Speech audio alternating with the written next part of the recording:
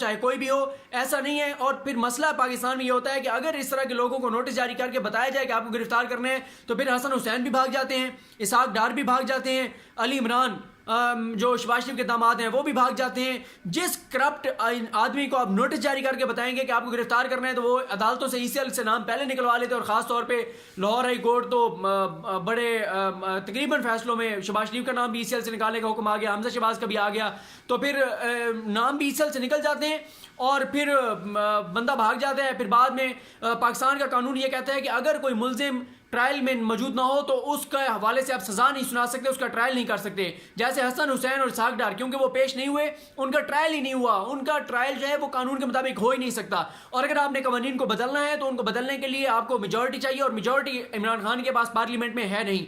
پھر اس میں یہ دیکھیں کہ بلاول نے بھی کہا کہ جی وارنٹ نہیں تھے، شاید بلاول صاحب بھی جو ہیں وہ دنیا نیوز دیکھ رہے تھے، تو آپ نے FIR کے لیے درخواست دے دی ہے.